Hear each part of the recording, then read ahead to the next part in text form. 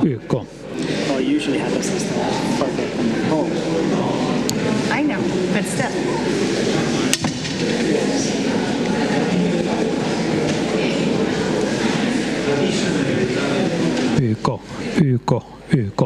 YK. This is working, just push, just don't push 20 times. Yeah, but it goes like on, off, on, off, on, off.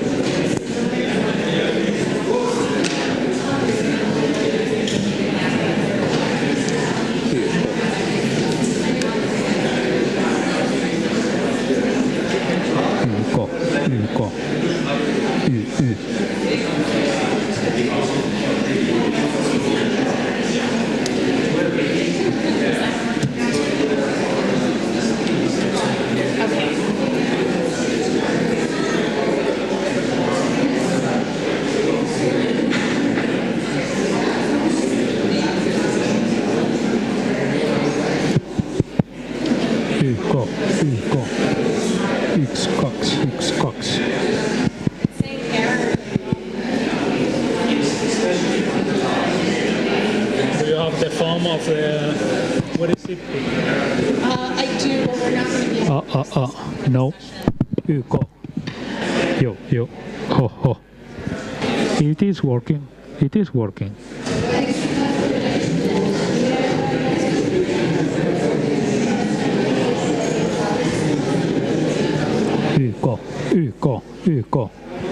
Don't turn it to mute. Just don't turn it to mute.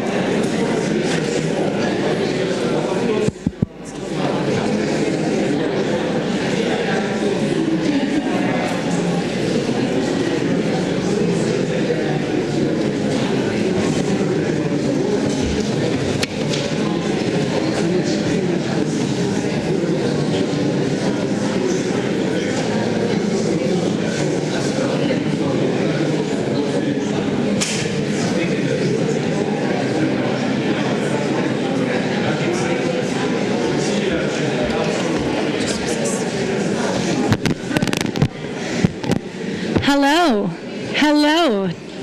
Mic on.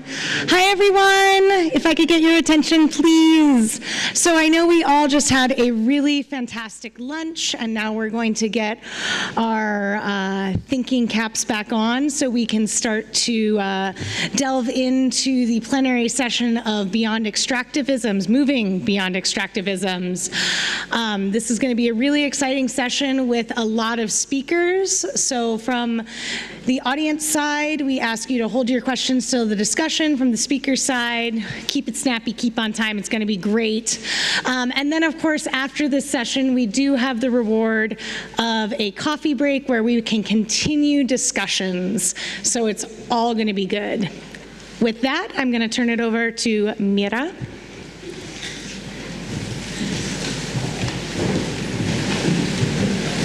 Okay, thank you. Yes, I'm Mira Käkönen from Development Studies, University of Helsinki, and have been also part of the local organizing committee, and will be co-chairing this session with Markus Kröger, who you already know. I might chair the first round, and then I think he'll step up.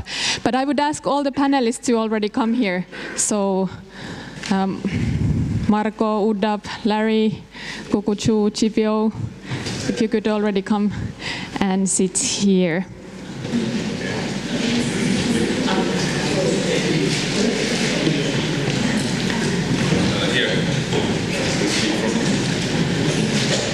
So the okay,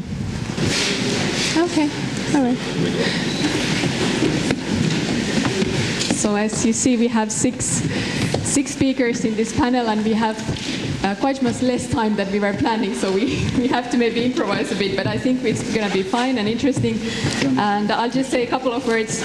The idea behind this panel is that, of course, because our conference is about extractivism, social movements, ontological formation. So we were thinking that it would be quite unfortunate if the social movements would be only discussed in the form of academic papers and presentations. So that's why we wanted to have this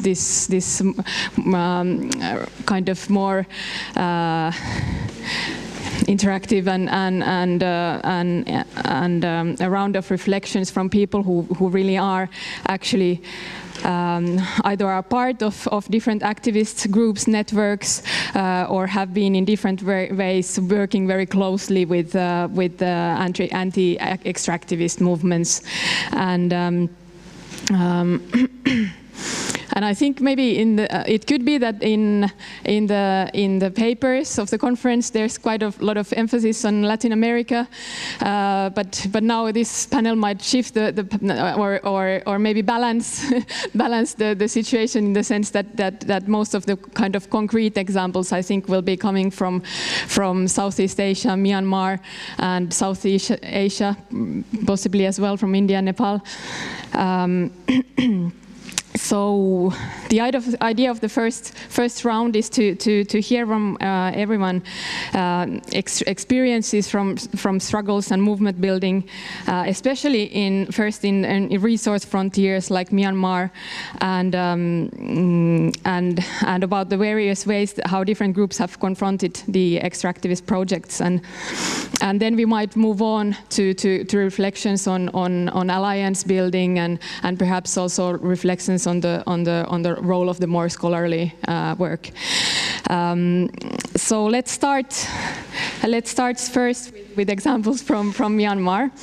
And Myanmar is often called the Asia's last frontier, and I guess there's a reason for that. It's true that the recent opening of the country has meant that there are resources very intensively being made. There are resources in the making, and there's intensive processes of resourcification going on, and a boom of different extractive projects. And this has also ignited land conflicts and resistance. And I think these mobilizations that have been here are something that are maybe not so often heard about in the more international context. So I think it's quite good opportunity that we now have this chance to learn more from that. So I'll first let's hear thoughts from Kukuchu, who is a land activist and has worked closely with different groups of smallholders, fisher folk, ethnic communities, especially in the Karen ethnic states. And you've also done collaborations with TNI, for example, the Transnational Institute, and so on. So maybe if you first want to tell us about your experiences of the land struggles that you've been part and the movement building, and tell us what's going on. And yes, I can mention that maybe also that you have co-authored with your colleagues from Transnational Institute a very interesting report called "The Meaning of Land in Myanmar." So perhaps you also want to reflect on how these different conflicts on land are also conflicts over the different and multiple meanings of land. So the idea that we have around 10 minutes for each of you. And let's start with Ghosh.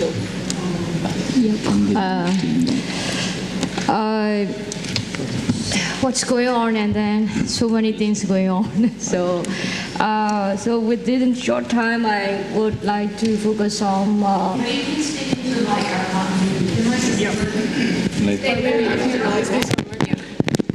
Yeah. Okay, is this okay now? Yeah. Okay. Great.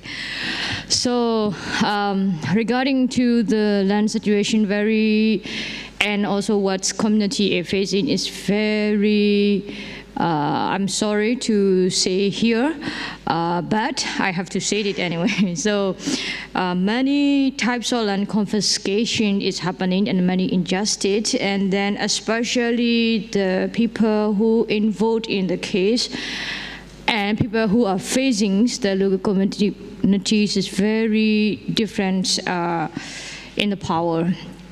So that's the things, and also especially when military and government itself involved with the companies, big companies, and importing, and then this very challenging for the community to respond back the problems. And the other obstacle is there is no clear land dispute mechanisms yet in the country. So basically, local community can rely on the legal to solve the problem. So how we will respond? So, and then but still, the community is doing something to protect their land and their properties. And they have their own strategy, and then the community trying their best to not to, even though they lost their land, they dig something in a way to protect for that. And then there is so many, like sometimes they negotiate with the land grabber or whoever, like, there is so many cases, so I didn't mention by case by case, but basically sometimes they negotiate, sometimes they run away, like not negotiate. If you want to grab your land, my land, and then you don't need to give any conversation, but just grab my land. And then, so things like they show their perspective on their land and their relationship. So that's the things. So now the date in Myanmar is the patterns of land grabbings are changing. Is very softly and then dangerous way. Land grabbing now occurring alongside with big conservation under the good name of environmental conservation, and then you all know about and discuss about the climate change. So like forest reserve, because what I mentioned is in these kinds of projects, a less case of land needed. In the forest, people, village stay in there, their livelihood stay in there. So that's the biggest problem now in the Tanindari region, downsides of the southern part of Myanmar. There is like the national park, proposed national park. No, this is just one example. There is like Karen, a lot of Karen. I'm Karen, so a lot of Karen villagers stay there, living there a long time, decades. But this is the one of the example of the what's happening now. So they are very worried on that, and so my because maybe we might have some time because I don't want to take so long about that. So my conclusion by that is there are so many alternatives that where the communities are doing. For example, if you Google search about sorry that I should show here some picture about the Solwyn Peace Park in the current state. But if you Google Solwyn Peace Park, and then you will see about there is a 10-minute videos that community, how the community is maintained and sustainable, and the indigenous group in Myanmar work and land and natural resources. So different meaning of land in Myanmar. So community and business people and government see it in a very different way. So that's the main point. And also, so my conclusion first point is there is alternative way the communities are doing, and then we can discuss more about that. The second thing is like second thing of my final one of the very important point that I would like to say here is there is local international government itself, and there is a different stakeholder who are going to the field, or maybe not going but involved on the same kinds of activity project, maybe good purpose, good program, they support or do by themselves. But the thing is like, I would like them to say that they have to be very careful that like not to undermine the local community strategy. And then because one last like 8 years ago, when I was in the conflict affected area working there, one of the humanitarians is coming in, group is coming in, I don't want to say the name, but they are distributing the mosquito net to the villagers, which is very good. They need that. And then what did they do is they register, they make a household registration all of the villagers. And then the villagers, they have to pay at this time taxation. They have to go for the forced, like how we say, the soldiers, like,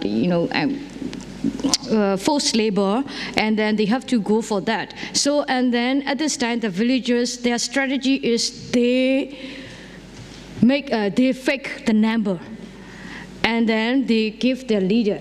And then, but after humanitarian, that group came in, they got all the lists, and then they give it to the government authority. And then that is really undermined for the local community strategy for that. So this is just example. Land and natural resources example is more bigger and more important and very sensitive. An issue is dealing with the people life. So I would like to conclude my point that's like whatever we do, and then not to undermine for the local community strategy and their self-protection strategy. Thank you so much. Thank you.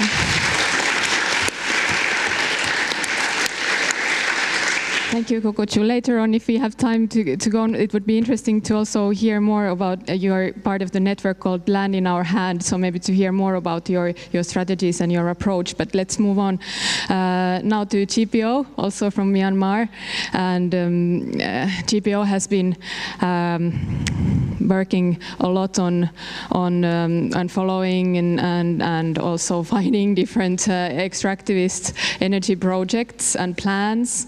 And you are also the Myanmar coordinator for a network called MINET that comes from Mekong Energy and Ecology Network. You seem to have an interesting strategy in working in different levels. So you are collaborating with grassroots activists and communities, for example, in the Irrawaddy and Salween river basins to confront the destructive hydropower plants. But you also seem to have certain inroads to some government officials, and you have been also quite influential, especially in the ethnic Shan state.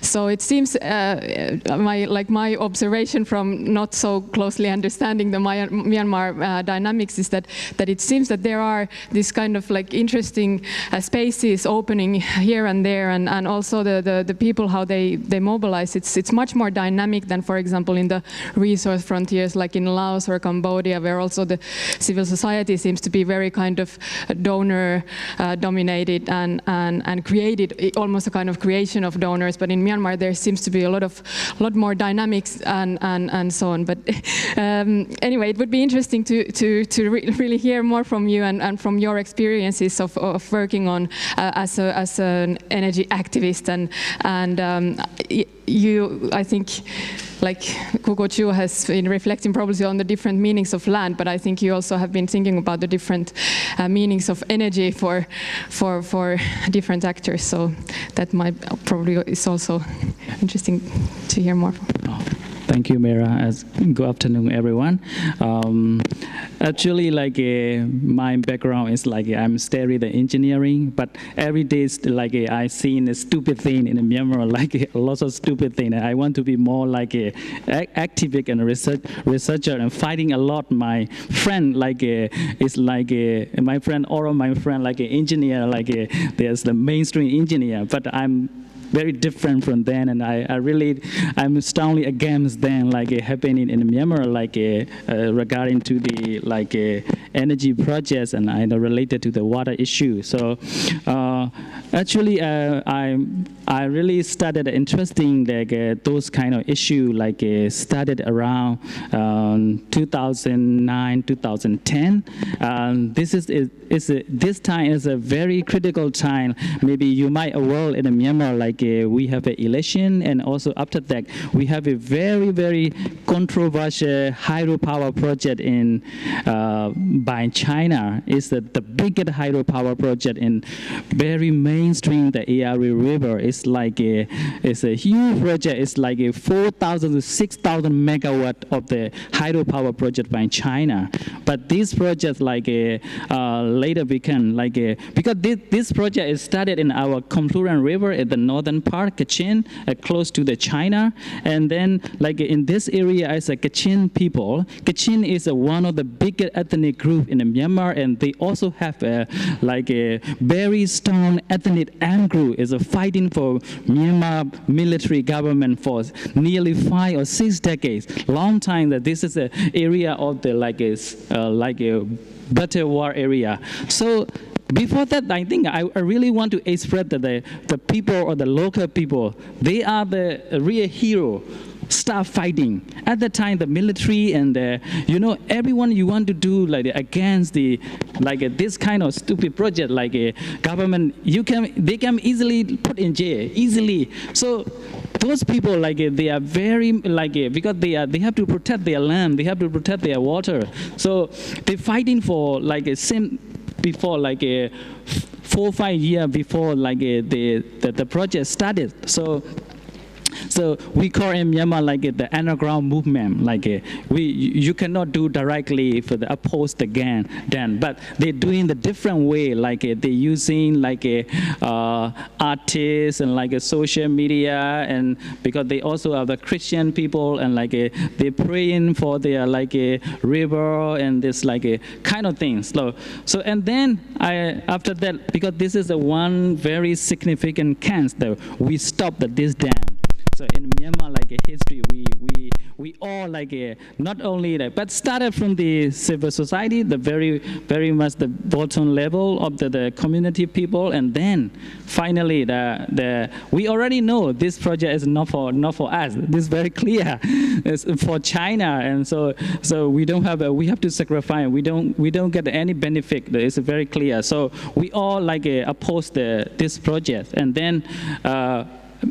Any kinds of layer, like bottom people, academic, scholar, and finally the country leader, like also seeing that this one, and also they listen to this is right, this is not for us. So it's very clear. So finally they suspend the project until now. But I think China is the company, and China all the time they really want to resume the project. So this is one example of the in Myanmar, like we fighting for this. We also have another example, like a big coal power plant project and other very distracted and dirty project, like many things. But at that moment, we can say like we stopped all the mega dam and all the coal power plant project is now not going on. They cannot, because our civil society since that time very strong, together with the academic scholar and also the So we have this kind of dynamic, like a bottom approach, like starting from the bottom, and like my organization also mean supporting the local community, the activists, the big thing, like how to do the community level research, like something like that. Okay, the community they understand their how to say, like their natural resource, their value and everything. After that, okay, they can say like this is our value, this is our identity, saying like this is I did a good thing, like they can convince not only to a policy maker but also any kind of people, like a company or whatever, they can say like that. So in Myanmar, we starting this process, and now I think my organization and other colleagues, especially my partner organization called the Renewable Energy Association Myanmar. So we seeing that, okay, in Myanmar we have a lot of dirty and destructive projects going on. So this is very much a negative for our country. We have to sacrifice our natural resource. So what should we do? We are thinking the way of the alternative plan, or how to thinking something like that, clean alternative plan. We are now thinking and developing, or how to say that, alternative power development plan started from the community level.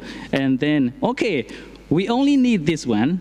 We don't need the big one, so something like this. So people start aware of this kind of thinking. So we are even the very small organization, but we are very good collaboration, our partner, and also very different layer of the people, and finally, we can be, how to say, convinced, and we can be saying clearly to the policymaker, okay, you are like a centralized plan or project is not good, so we need only this.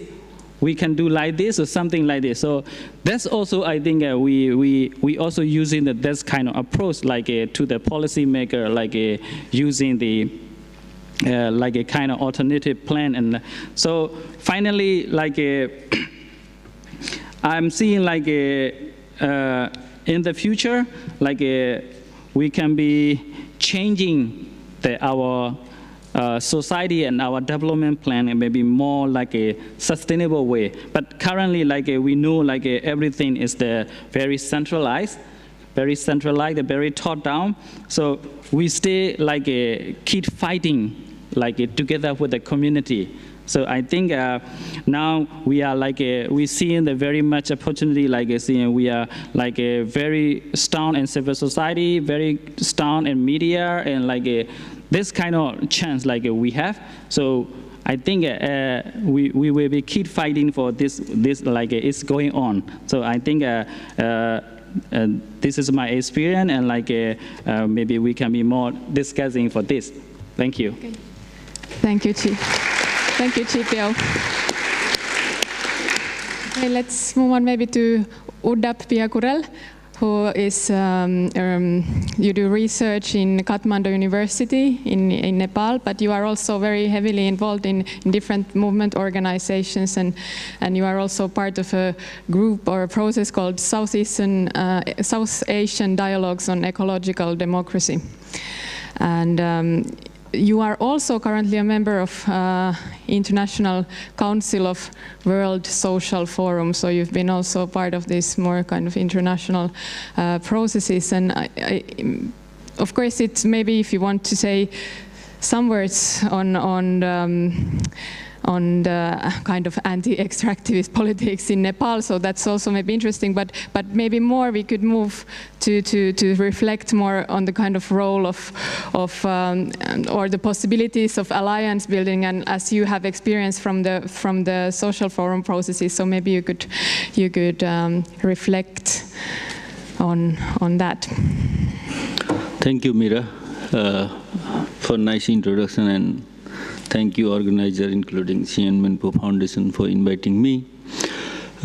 Yes, I guess, for example, what were the motivating factor for me to be involved in kind of collaboration or international forums like social forum would be maybe, for example, I think 2-3 years back, for you, maybe Nepal is very rural society.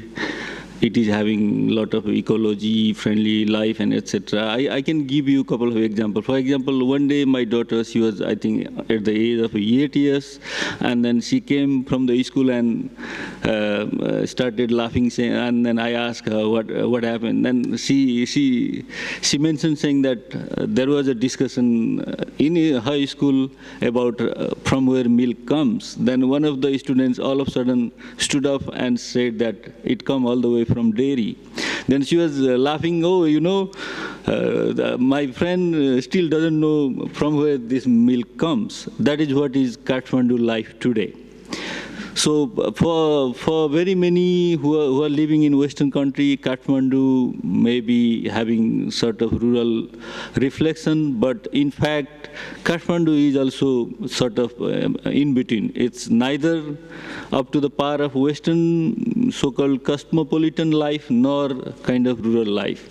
So then just before I was there in Delhi for my study, and then I had an opportunity to attend one of the forums in India that was called Indian Social Forum. It was in 2006, and I had a kind of connection with Gandhian, Indian, and even elsewhere, even some people from Finland. And then I realized while reading Gandhi and even while attending a couple of his literatures, including Hind Swaraj, which has already celebrated centenary in, I think, 2009 itself.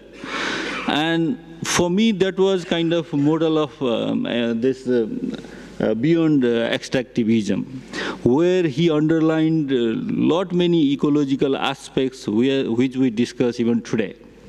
And it was quite radical. Definitely, it was his political pamphlet as well. He tried to bash in this British India, and he tried to have a movement. But if you exclude this part, then you feel like there are many things to be obeyed today if we talk about this ecological life, or if we go beyond extractivism.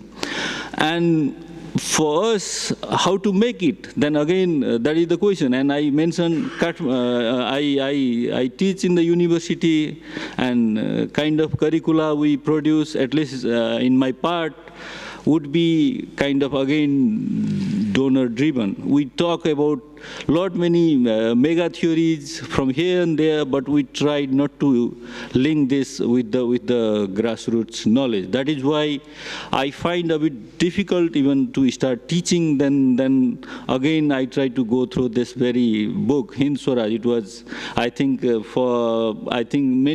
Finnish people know this book because it has been translated in a nice way in Finland. I remember 90 people volunteered for this, and one page is they translated, and that is now in Finnish as well, isn't it?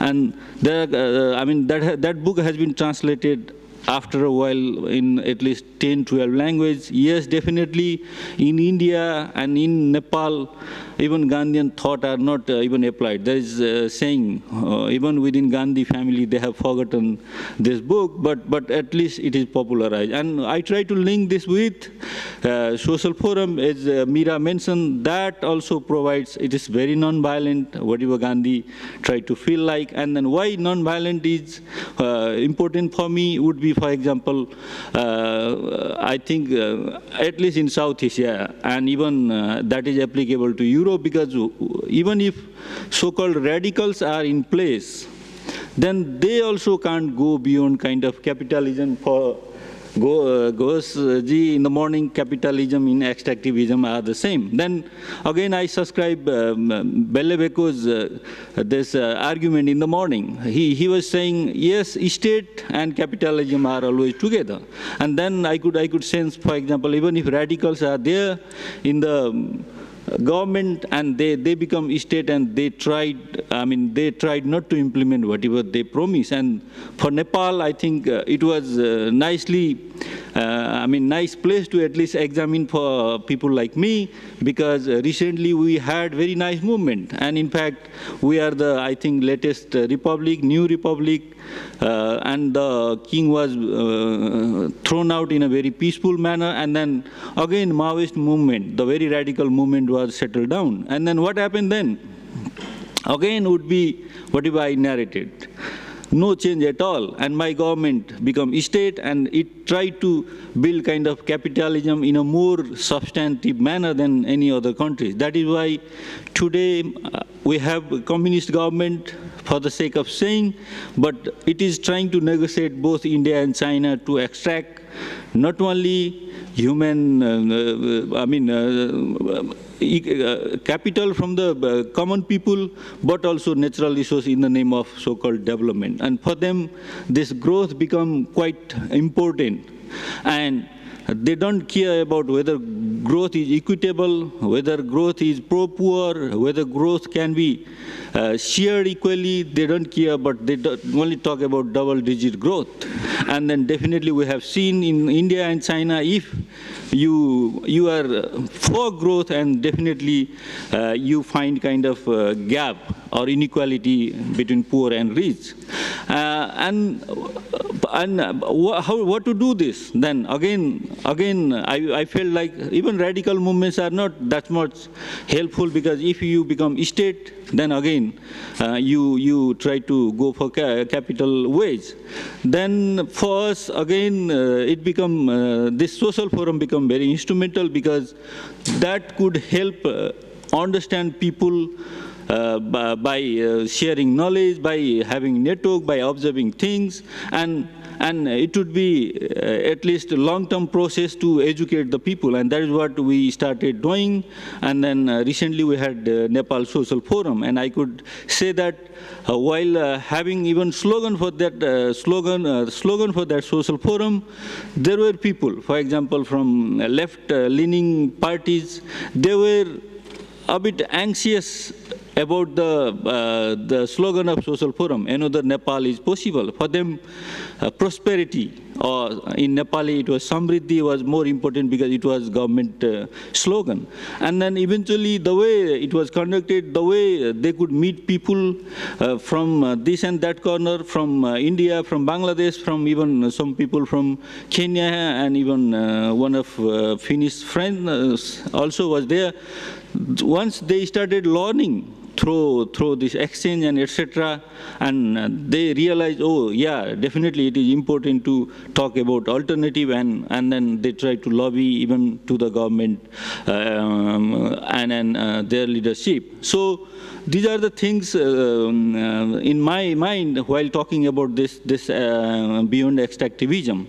I think the time limit is there, so maybe we can talk later on if we have time, and or maybe in coffee time. Thank you.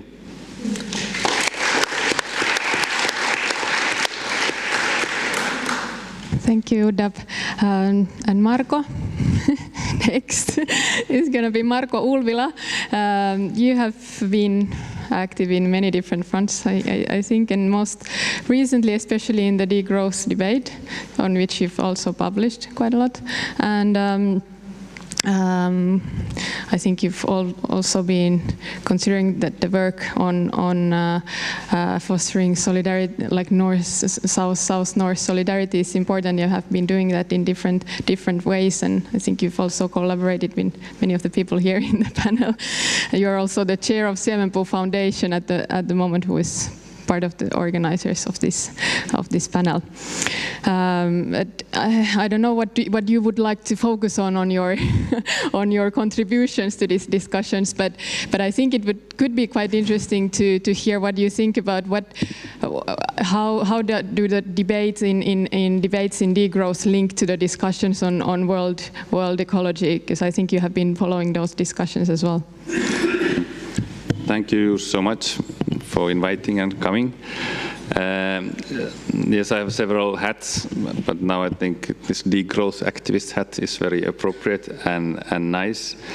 And maybe one reason why I think degrowth is a good slogan, that it's very difficult to appropriate or to, what was the name?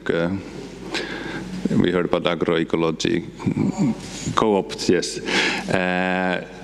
Because it's quite insulting to the mainstream thinking and mainstream institutions. So that sort of creates a safe space. We can do things under degrowth that will not be co-opted easily. And also maybe it's an advantage that it's quite fuzzy, like there's no single degrowth manifesto or something, so people use it differently. So for me, maybe three items, which I think are the cornerstones. One is that that this capitalism cannot be sustainable. So in a way, for me, at least degrowth conversations are clearly sort of post-capitalist, if not anti-capitalist. And secondly, well, this issue of growth, that this idea is shared, that growth is a dangerous and destructive idea. I mean, there's place, of course, for growth. Plants grow and people grow, but it's very, it's time-bound and in relation to its environment. So growth as a sort of universal objective for a society or a person, it's dangerous. And then this articulation that what we are for is good life for all, and maybe the emphasis for all. That if some people are suffering in a way of the reasons that could be prevented, then it's not good life for anybody. So with this definition, some things which then I've been over the 10 years or so been sort of promoting as a degrowth activist and also writing on these things. So one is this need for cultural transformation or even revolution about how we see wealth and the rich. Because now I think one huge source for extractivism is that there's almost universal idea that it would be nice to be a bit richer than I'm now. And this applies to individuals, families, companies, states, and so on. And it's a bit strange how little this is then discussed, that with increased economic activity, there's practically always increased environmental harm. Because where do we get the wealth from? From mobilizing fossil fuels, mobilizing more land, replacing rich ecosystems with monocultures and so on. So what we would like to move beyond extractivism? I think one necessary step is to recognize that wealth and the rich are a problem, and I go sometimes to an extent that we have to foresee a criminalization of excessive wealth and income, because that would solve a lot of problems. And so in practical, there's this idea like maximum income, that nobody should earn not X times than somebody else, or things like that, and then wealth taxation and so on. But I think before this whole idea that wealth is desirable then has to be somehow overcome. And there are some precedents, like in Finland, we had this saying that if you don't beat up your children, you are a bad parent. The domestic violence vis-a-vis children was good upbringing. Well, now it's criminalized. That we learned that it's very dysfunctional to be violent with the kids. So same way I think by now we know wealth chasing after wealth is dysfunctional. So let's get rid of it, and by criminalizing if necessary. Then secondly, this interconnecting the movements, because I've been quite a bit to countries where this extraction takes very brutal form, East Africa or South Asia, And there's huge effort of resistance, local resistance, and people are risking their lives and losing their lives in these struggles. But if the aggregate demand continues as is before and grows, then one success, one mine prevented in one place means that there'll be more mining in some other place, and which actually applies a bit to protected forest as well, that if the demand for forest products remains constant and some forests are protected, then it means that the rest will be locked even more. And then we have some this anti-consumerist, maybe a bit more cultural than political movement, like Buy Nothing Day and things like this, where there are these attempts of reducing the demand side of the extractivist process, but at the moment there's very little interconnection between these efforts. That there's the resistance on the ground, and then there's some attempts on the consumption side, but I think that only if we're able to connect these movements in one way or another, then we'll have the kind of changes that we need.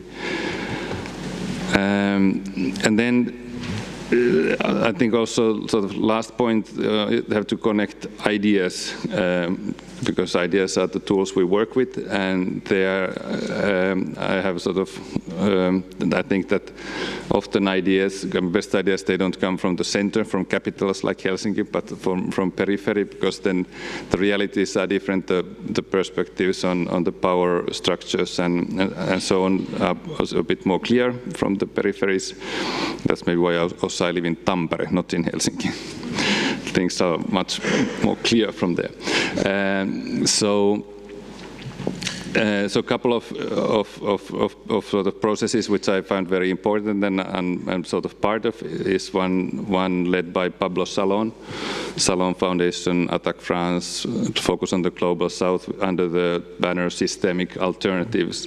That over the years they have been sort of trying to work out that what would be this kind of anti-capitalist, post-capitalist, environmentalist, egalitarian setup, because currently like there's not a single or even a couple of ideologies that would serve the purpose, and the kind of discourses or movements that they have put, or sort of maybe like curated under these systemic alternatives include like deglobalization or localization, then commons, buen vivir, rights of the Mother Earth, ecofeminism, eco-socialism, degrowth. And I think like in that kind of coming together of ideas, I think there's a lot of potential for moving beyond the extractivism. And the second set from India, where I've been more active myself, there's this concept of ecological democracy or radical ecological democracy, where some of the Gandhian concepts like Swaraj, Swadeshi, Satyagraha, like things that could be also our household words, are being developed, and like Ashish Kothari is now trying to has proposed this like global alternative confluence process, where again these ideas could be brought together for unity of ideas and then unity of action as well. Thank you.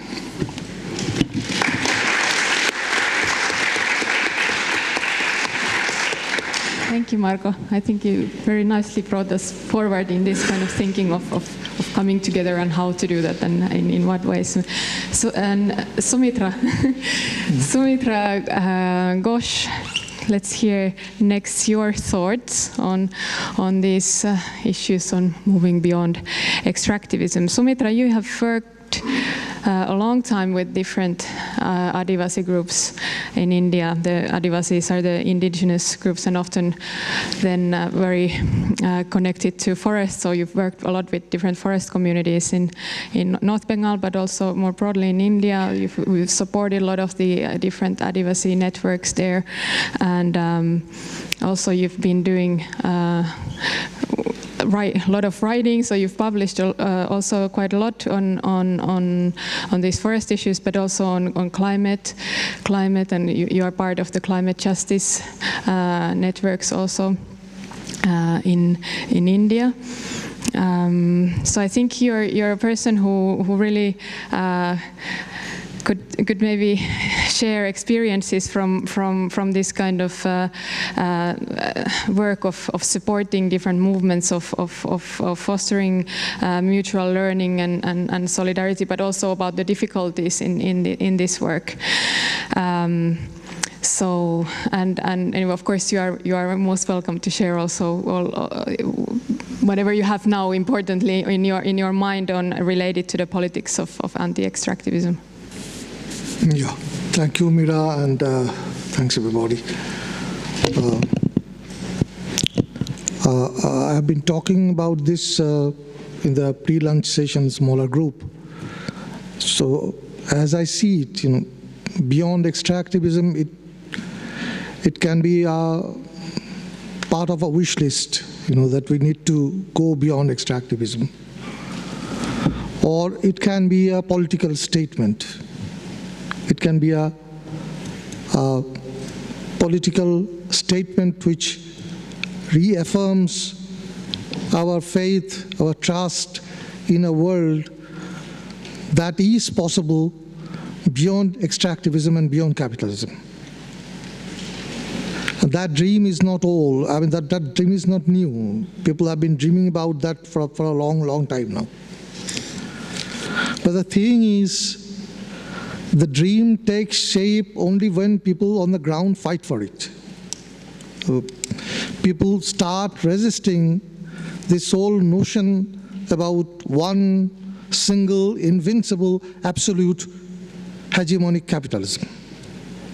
Something cannot be challenged, something said that cannot be questioned, that cannot be beaten.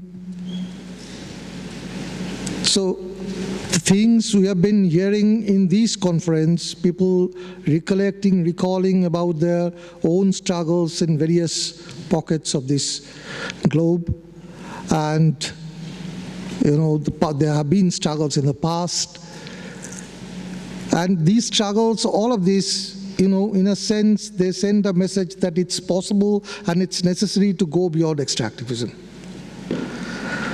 But the thing I really wanted to talk about is that what is being done as resistance, as part of resisting this capitalist onslaught, is it enough? I mean, what my experience, that's why I didn't, when Mira told me about what I need to talk about, I told her that I didn't want to talk about India, because Indian experience of extractivism and how big companies work, how state supports them, how mines operate, how big dams are being built, and then how people get displaced. These stories or story is and are similar to many such stories coming from all parts of the world. Be it global north, be it global south, there may be difference in the degree or in the scale. There would be a lot of contextual and cultural differences. But capital making inroad and the profit makers trying to grab whatever there is, I mean, that process is the same wherever you go. For them, it's an economic war, it's a political war, it's imperialism, it's capitalism, and whatever way you see it. And small struggles in various pockets of the world, as it's happening now. Perhaps, I don't know, but Uddhab and Marko have been talking about Gandhi and his principles. Like, I also believe now that, some pockets of the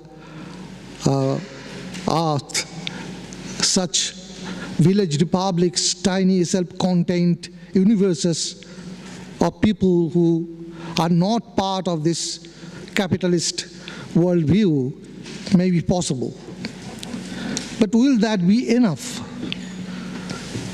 to raise this all-important political question in a bigger way, that we need a unity of the struggles, and that unity has to be political.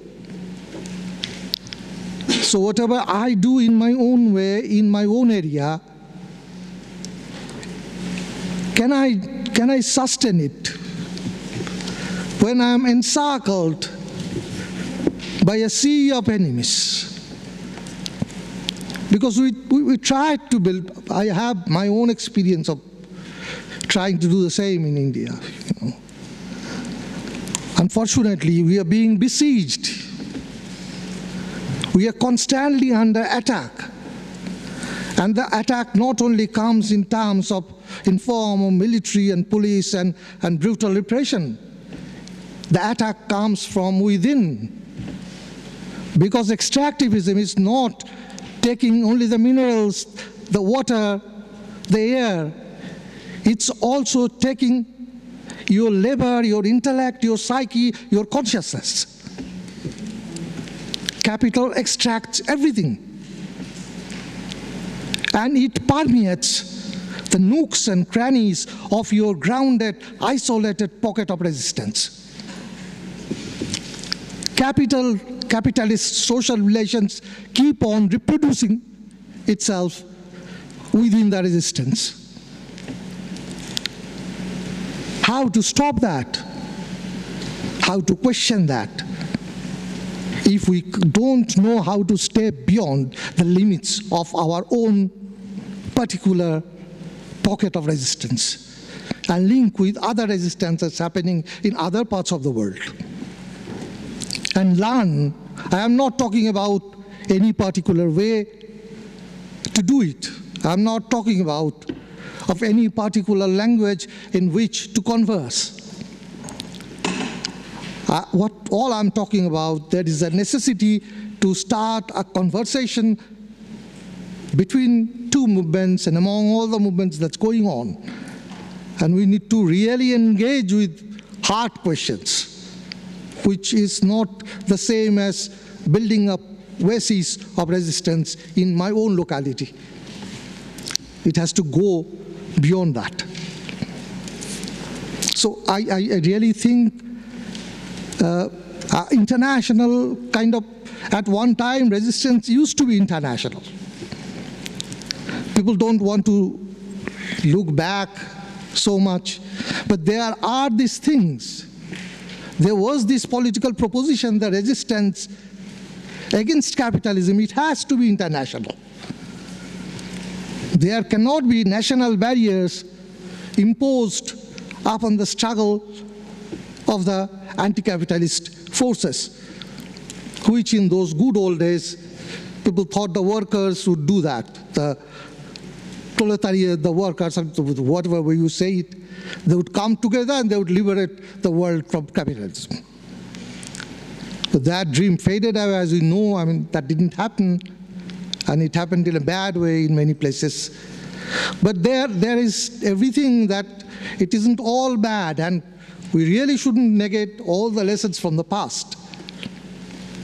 So we are becoming very parochial, very national, yeah. And we need to go beyond that. And we need to be international in whatever we do, whatever we think. So that's all, I think. My time is up, and maybe we can keep on discussing this. Thank you, Soumitra.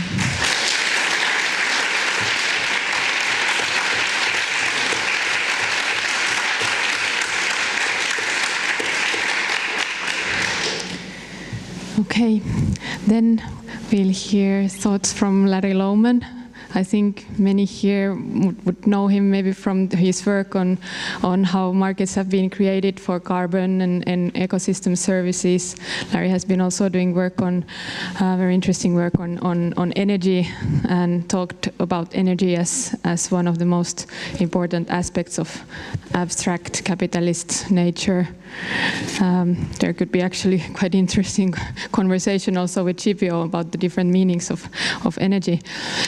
But Larry also has a long history of working in support of different movements. Quite early on, already in the 80s in Thailand, And then later on, you've been also a part of the World Rainforest Movement, and more recently in conversation with a lot of the groups in Ecuador and so on.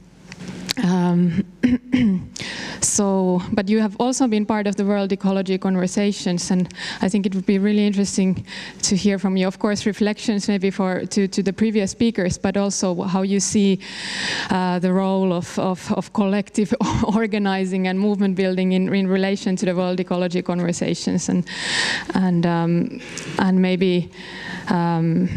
Also, I think you have experience also of the kind of how conversational relationships can be built with movements and so on. So, at least these things could be interesting. But feel free to give.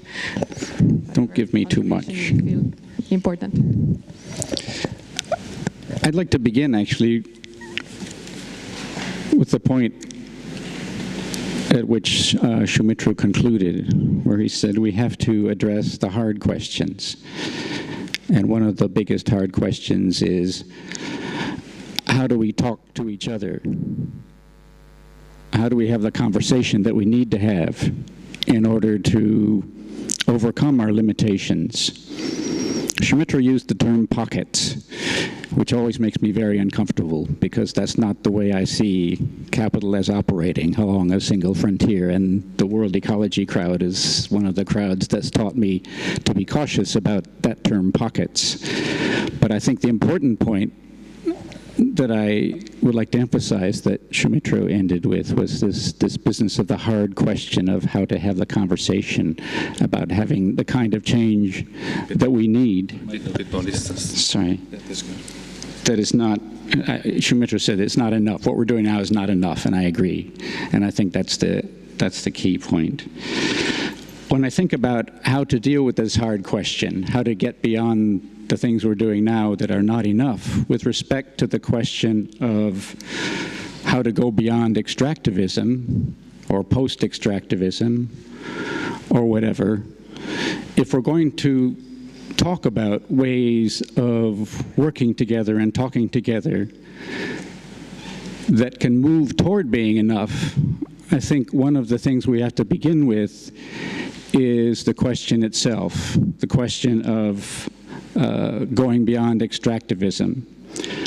I think one of the first questions we have to ask is this question an imposed question? Is it an unjust question? Is it a question which is being asked without the permission of all of the participants in the conversation? Gosh, what do I mean by that? What I mean is, do we know what extractivism is? What is extractivism that we're talking about? When we have these conversations, we tend to assume, well, we all know what extractivism is, so let's get on with doing something about it. No. I think we have to back up a little bit if we're going to be serious and question this question itself.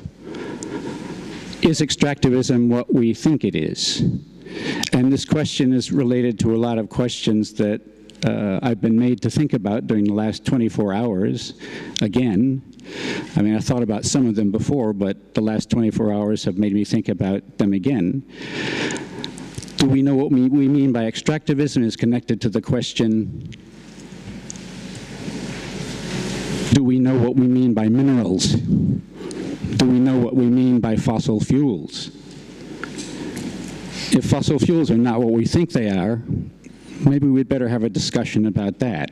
If land is not what we think it is, then maybe we'd better start with having a discussion about that. If water, to use the example which I think Marisol emphasized the most yesterday, if water is not what we think it is in this room, then maybe we'd better start with having a conversation about that. One of the reasons why the world discussion among environmentalists, among radicals, among conservatives, among everybody about climate, one of the reasons why the world climate discussion is so stupid is that no one has backed up and asked the question, is fire what we think it is? Is fire this issue of combustion, whereby you produce carbon dioxide. And is therefore the climate problem really a problem of carbon dioxide molecules? And is therefore the solution to the climate problem really a question of how to manage those carbon dioxide molecules? If we don't ask the question about fire to begin with, we're already lost in the climate discussion. And I think this is one of the reasons why, in order to get serious about movement building, about building alliances, we have to talk about a conversation which disagrees with the mainstream assumption that fire is chemical combustion. In fact, there are a lot of voices that have been telling us for a long time this is not the case. Many of them in Scandinavia historically, when you talk about the fire-dependent Scandinavian agriculture and so forth. And this is also true, I mean, just about everywhere in the world. And I'm not talking about something historical, I'm talking about something which is very present, is that there's a different voice about what fire is, which says that if you start talking about fire as a matter of producing carbon dioxide molecules, you're already in big trouble in terms of building alliances with people on the ground. For one thing, I mean, it leads to things like these programs of carbon forestry.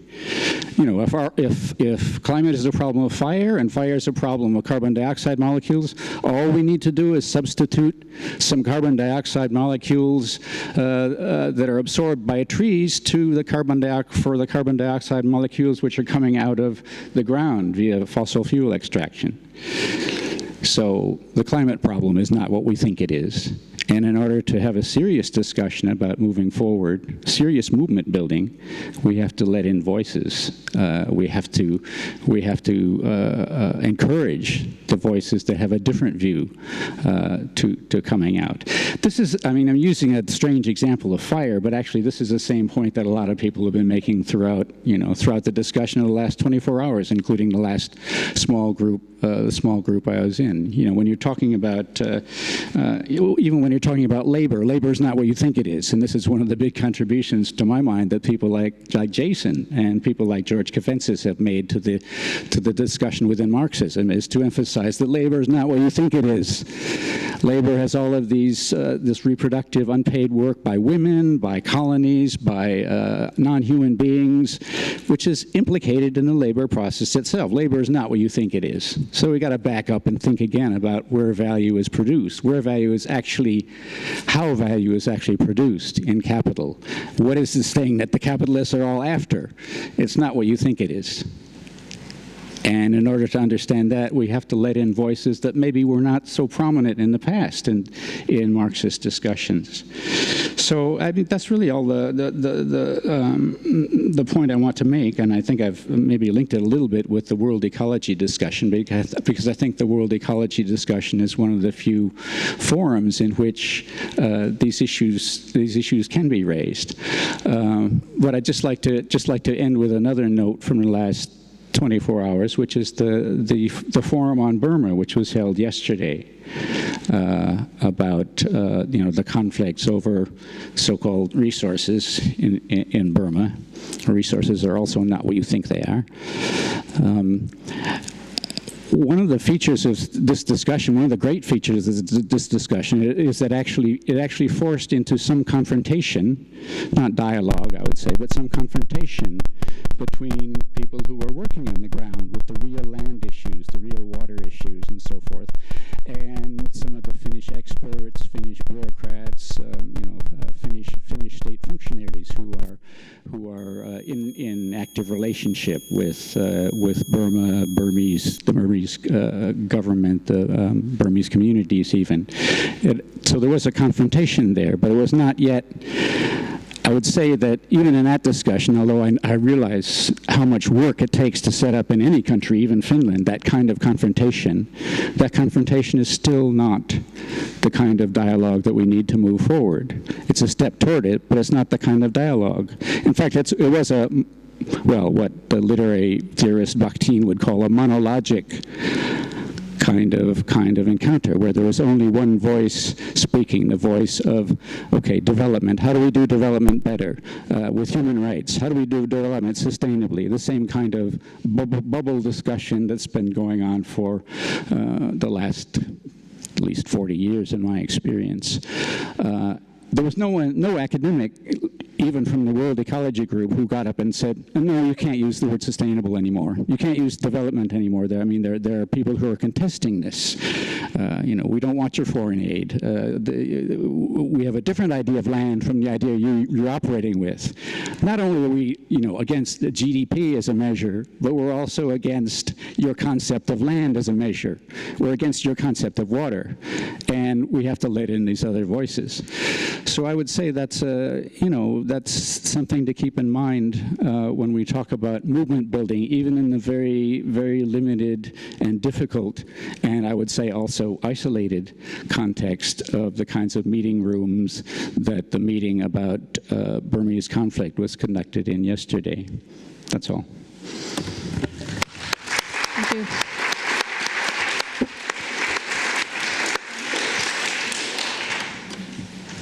I think, Markus, do you want to make some interventions now, or should we open the floor for questions from the audience?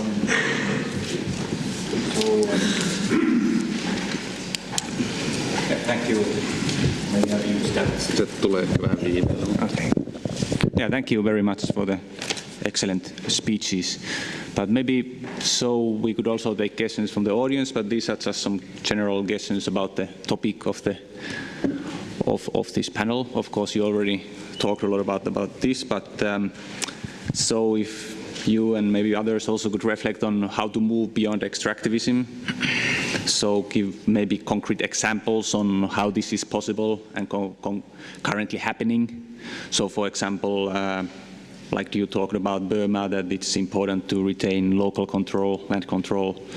And how can you do this in the context of Burma now? And then, like you mentioned, that there you have been able to stop many projects in spite of the complicated situation. So what were the key strategies to attain this there that we could maybe learn about? So these are some examples, just shortly.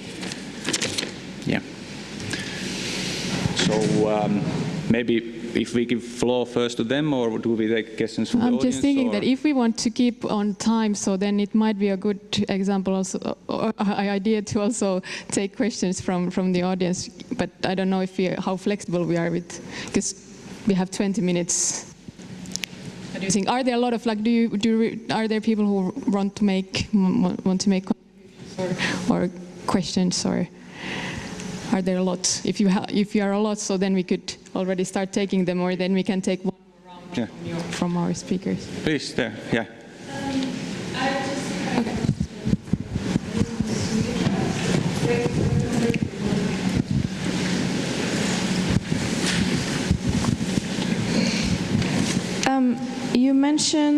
You said that capitalism, this whole idea, or whatever it is, to be honest, keeps reproducing itself within our resistance. Can you hear me? Now better. Oh, okay. You said that capitalism and its whole limits or whatever keeps reproducing within the resistance movements and groups. And I just had a hard time coming up with an example of how exactly that happens, like a specific example of how does capitalism keep reproducing itself, in which way? Sorry, just an intervention. Let's try to keep to the topic of this panel, moving beyond extractivism, yes, strategies, yeah. Well, I think she's talking about that. Yeah. Within that. Yeah. Should I answer? Really? Yeah. I mean, there are many ways, I talk from my own experiences of being associated with movements and alliance building.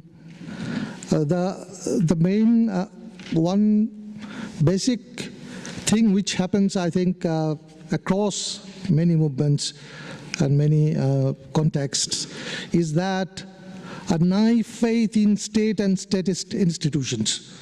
When you start a movement, you forget that for your resistance to be really influential, it needs to question the sanctity of the state, or the notion of the state. You know, you believe in state, and then you have faith somewhere. You don't say it openly, but all your actions prove that you are operating in a context, in a frame, which is being defined and controlled from start to finish by the state, you know, in collusion with the capital. And that limits your action. For instance, I would talk about a very influential environmental movement in India, but which really started this entire environmentalism thing in India. I mean, that was called, that's about a river valley and a dam project, but it went much beyond that, and many thousands and thousands of people came together, and the movement was really powerful. But then it started believing in the state.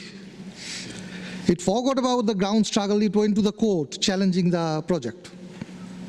And it lost the fight in the court.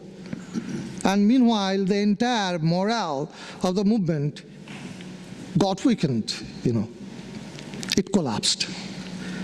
Now it's trying to rebuild itself in a very limited, very fragmented fashion, and which has been dictated by the state, you know, which was a movement against a large dam, against the question of self-governance and autonomy, and that got reduced to a movement for rehabilitation and more compensation, you know.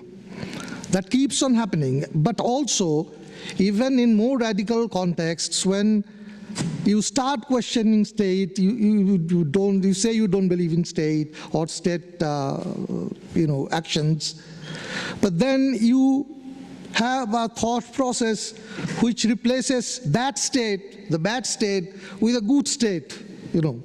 We have seen it in the past. Not the capitalist state, but a working class state. A state is a state is a state. There is no working class state. And then the leadership of the resistance, of the party, whatever, you know, it got sucked in within the state. They become identical with the state, and the state took over. And then it was supplanted by another kind of more capitalist state, you know, as we all know. The same thing happened all over Europe when people talked about welfare states, you know. And there is a notion among all the movements that if we pressurize, then the states would go back and become welfare once again. That's not going to happen in this neoliberal regime. Let's not be illusioned. Let's disillusion ourselves. That's what I mean by start, you know, hard questions. That's one way, and other things more, you know, twisted. It's within the individuals who are involved in the movements. Capitalism is a set of values, is a set of aspirations which become manifest within the leaders of the resistance, and then the resistance becomes co-opted, you know, thought-wise, pattern-wise. That's all for now. Yeah. There are more questions here and here. Maybe we should take a round then for maybe 3 or 4 questions. Okay, thank you very much. I have a question to Marko, Ulvila. Thank you so much for raising the issue of degrowth. It's a very important issue, and I'm happy that you raised it in this context. So I have 2 short questions. Don't you think that the negative attitudes towards degrowth are a result of the capitalist tacit assumption of equating growth and development? And in this sense, degrowth is not just a lack of growth, but a lack of development, and that's why it's evaluated in negative terms. And the other question is, which concerns how to move probably beyond extractivism. What do you think about so-called socially sustainable degrowth? I mean, not the degrowth which is concerning just the reduction of economic costs, but rather the one which includes and triggers the re-evaluation of social justice. Thank you. Yeah, one way that governments and media often frame battles around extractivism is something like jobs versus trees, or jobs versus owls, jobs versus mines. So I'm just wondering if specific examples, maybe around Burma in particular, or Myanmar rather, and other places where this has been challenged. That is, alliances between, say, workers in these extractive industries and communities or environmentalists around sort of getting past this binary that is usually presented to us.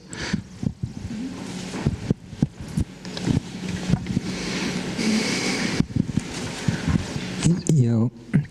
This might be somewhere between Soumitra's and Larry's contributions. Well, what I think about this capital, well, capital needs production, but if we think about these thousands of different heritages who have sustained their life, but whose life and its sustenance is not counted in production, so they provide some basic solution, because capitalism needs production, but if human lives have been sustained without at all this kind of production by what you find from the forest and land and water, then there is no capitalism if there is no production. So huge amounts of people are living what they find from the land, forest and water. So I think learning from them, we could build a kind of more international coalition to this. But the question here relates then, like Soumitra was saying correctly, that this capitalism reproduces itself through, it is inside our values, it is inside, I think, our language, it is inside of our everyday living practices, and that's why I think it is important to question, like Larry was questioning, because when we are discussing, for example, about ecology, it is part of the same structured role which science has in today's society, and we are already captured through its logic. And all those people who have been living sustainably from land, water and forest, they have not needed concept of ecology anywhere. Why we need it? So I think to frame the discussion in a new way would be good, and that's why I would ask, what do you think about ecology? Is that that relevant concept, or is it something which is undermining the more sustainable way how people have understood the land, water and forest for millenniums? Should we already, or do you want to or are you still at the board? Take one more? Okay, just I would like to regard also this reproduction of the capitalism. I think this goes that you are in the structure of capitalism, you are born on this, you are all capitalists, and that's it. And how, the question is now, how from this different small scale things that you say, this is possible to do, but because there is a lack of organization, this cannot scale up as some answer to the society, not because you need to discuss more.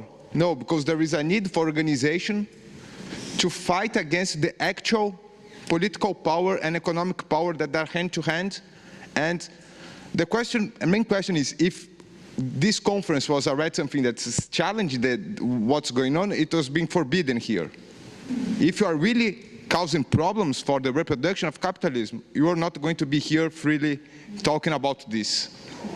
And that's the point, because as the what was the capturing or co-opting is already from the beginning. I cannot have a professorship position without being co-opted by the system, because the institution pays my salary because I follow the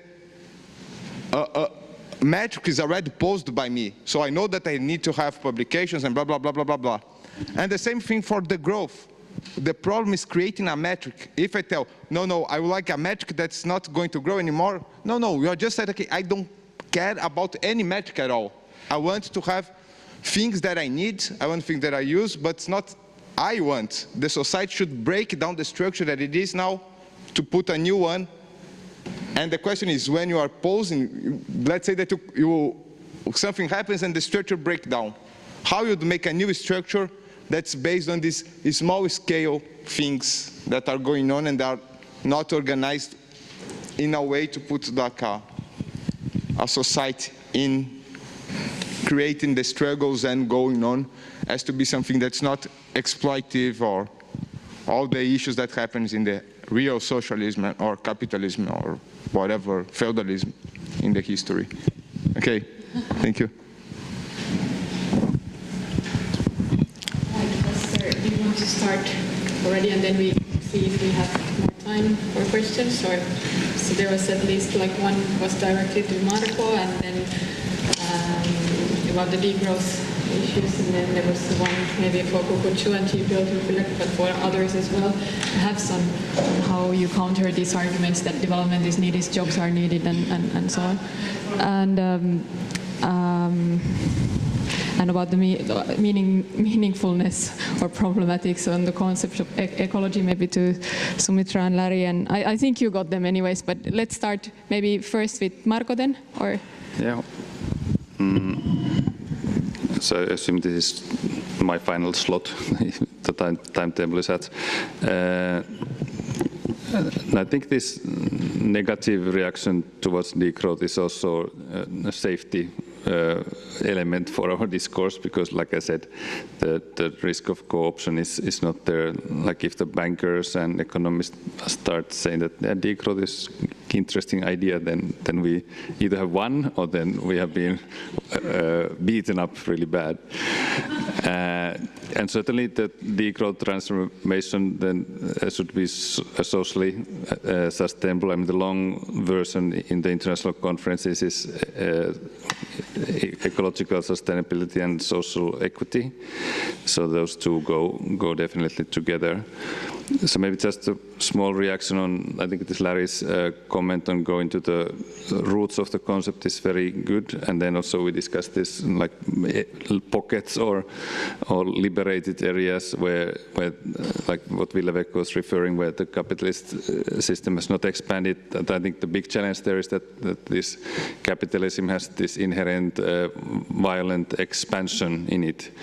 So like if we think of North American Indians, the settlers come that, where's your land title? We don't believe land can have a title. They were just crushed until at some point, okay, give us a land title, and then we see. So also we have to deal with that this expansion on concepts and physical things and on people's inner world are there, and then how to deal with them. Do you want to say something? You can also reflect some of the other, whatever you've thought have come from the discussion, but at least the questions from here may be something that you'd like to say. Yes, this is a very, development issues, and then in Myanmar it seems like from the government level, like peace table, you will see development words, and like the household level that still have a different view on the development. So the main question that here, as a community, we are saying that who will decide what kinds of development to go to this local community. And then there is one report like early this year, some of our colleague, one of the indigenous group, current indigenous people in the Kamotui area, that southern part of Myanmar. So they call the report title is "We Will Manage Our Own Natural Resources." The topic of the title of report. You can Google about this. This is very interesting, and also in the development argument also, that's also one of the challenges for our mobilizings in the community now, because community, like we came out on the same agreement, and then we go on the one target, but on the way, come up with a different view on what they want with the thing. So it is very very challenging, and then but if we have clear about who decides for what kind of development will go to the community. Community will decide, or funder will decide, donor will decide, government will decide, who will decide. And then people come with the road project, clinic, hospital, but the community may have a different view of the development. So how much they include that? So one report will come at some from the current human rights group, not yet, maybe next month, we are working on. That is development without us. But you can read more about it's like 500 pages book. Every single detail of incidents, their view, interview with the community and the current state will be included there. Thank you so much. Thank you. Okay. We are running maybe out of time again, but then the question on ecology, especially maybe what it was for Soumitra, Larry. And of course, it would be nice if all of you could have some final words, I guess. But would we start from, can we do it quickly? Okay, let's do so. So then it would be TPO and Soumitra, Uddhab and Larry. So you can, your final reflections and at the same time answers to the questions. So I have a very short reflection, because all the thing like things happen going on, like a very destructive thing, like it's not because of based on the realities or the people need, just because of based on your like a greediness, like a selfishness and the ego. So that's the thing. That's why we are facing the loss of in my country, now lots of disaster is coming on, and now people the government now they know, but they cannot solve the problem already. It's kind of late, but you are not preparing at the beginning. So the situation is now but still we have time to how to say that, to help your community and your society. So I think we still have time for this.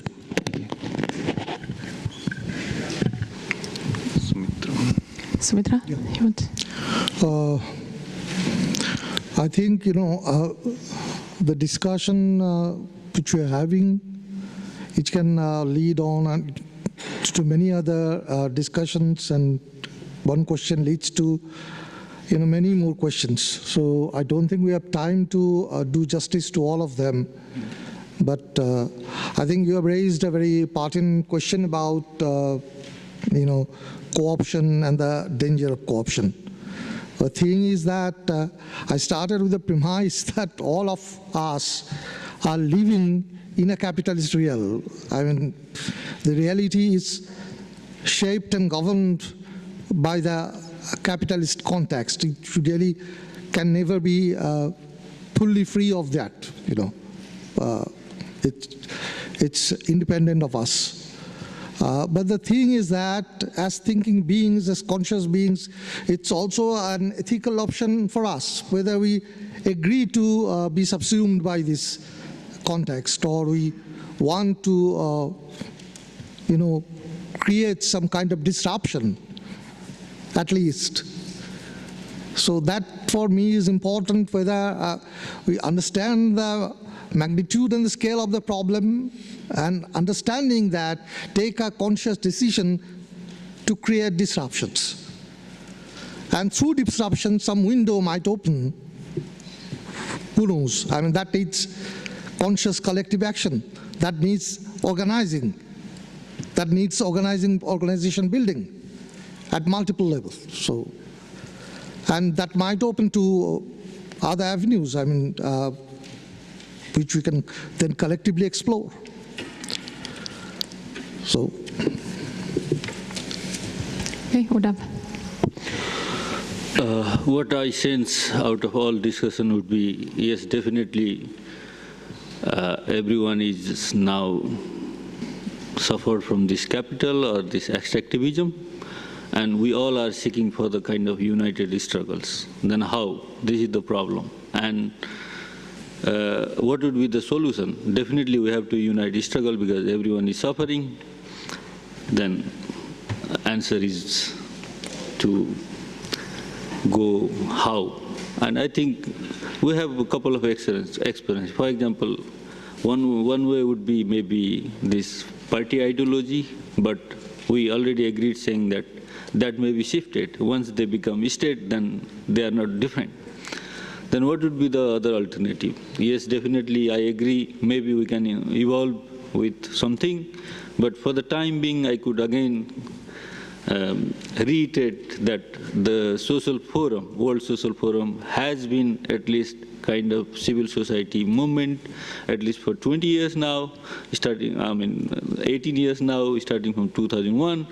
It is having kind of space for every movement that is very open, that brings people struggle from all over the world. And if I am given time, for example, in Mumbai in 2004, there were 125 people from elsewhere. And in a very difficult situation this time, it was in Salvador, Brazil, and even in that city of Brazil, which tried to go to very close society along with this, these political things over there, there were 65,000 people from all over the world, and they were from different movement groups. So yes, definitely, if we have possibility to evolve another movement. Otherwise, I think this very informal, non-ideological, open space would be one of the forums to go with. Thank you so much.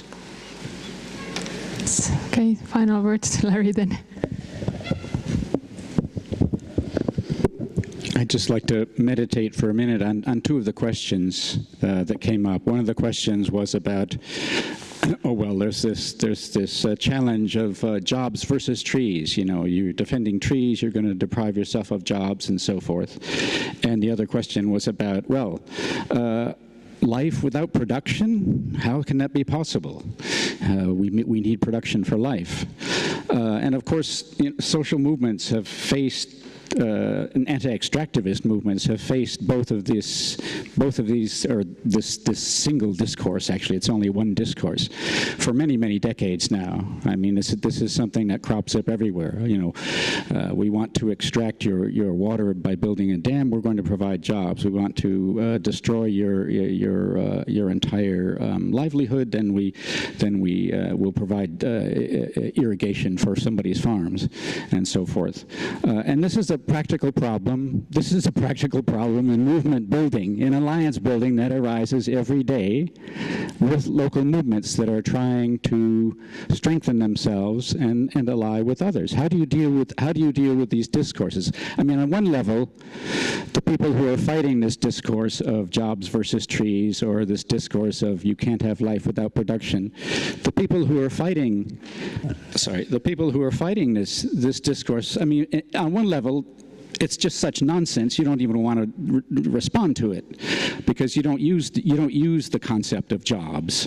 You have a lot of questions about the concept of jobs. You have a lot of questions about the concept of trees that your opponents are using.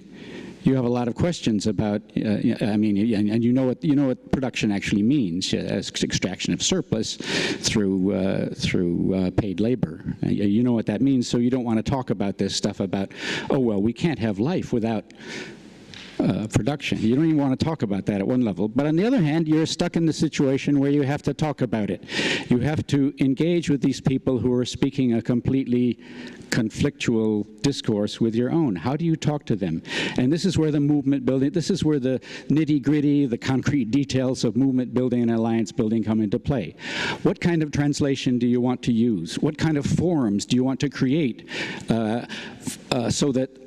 certain discourses do not dominate as much as they did yesterday, and so forth. For example, in my experience with the anti-dam struggles in Thailand, with other struggles in many other places, movements who are facing this jobs versus trees nonsense, they have to say, okay, but the problem is actually you're taking away jobs from us, because what we want to translate into your language as jobs are the fisheries that we need from our rivers, our subsistence. For us, a job is subsistence, is self-provisioning, and so forth. And of course, that's not what your opponents had in mind with the word jobs. But you use that translation, and you create a form in which that translation maybe has some traction or maybe doesn't. And the issue here, is how do you decide if you're going to use that strategy or not? Or are you going to stand fast and say you're talking complete nonsense with this jobs versus trees stuff? You're completely ignorant of the history of capitalism. You don't even know what you yourself are doing. Are you lying? What are you doing? You can adopt that. You probably won't get anywhere in a particular situation. So probably you will adopt some kind of mutual translation where you're using a bit of the scheme of your opponents, but you're also trying to subvert it. Well, is this co-option? Is this co-optation? This is the question which comes up. Some people will say, oh, it's a black and white issue. If you go this far, even to translate your concept of livelihood into the concept of jobs, you're being co-opted. But most movements will say, no, you gotta sort of be flexible and move a little bit, but also hold your strength in reserve. Hold on to the land is what many people in Brazil say. It's the first thing is whatever you say to these people, hold on to your land. Don't let the land go, and so forth. There's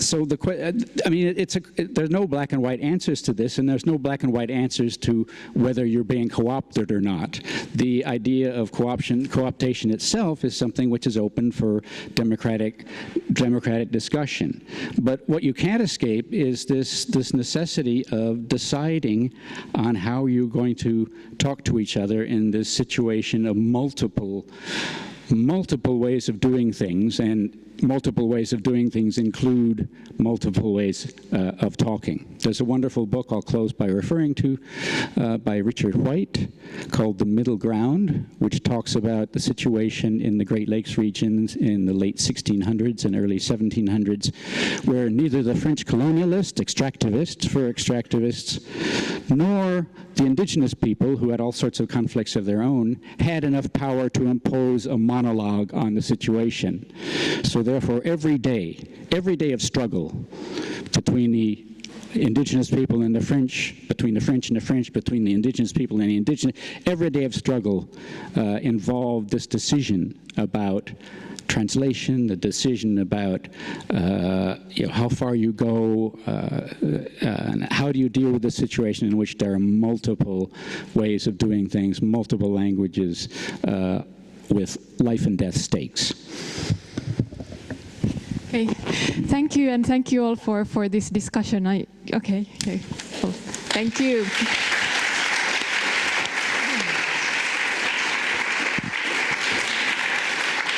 Oh no, once again, I'm the last thing standing in between you and coffee. We have some little tokens for our plenary speakers to thank them for coming here and speaking for us. And then two quick logistical things. So we have this coffee break. We know the coffee break is going to be a little bit short. We're aware the coffee break is a little bit short. If you want to complain about the coffee break being short, send me an email. I'm just joking. But we have a nice little short coffee break, get a little bit of caffeine in you. We have one short working group session. It's an hour-long working group session, so we need to be really respectful to the people who are presenting and just rush ourselves through this coffee break and get to that working group session on time.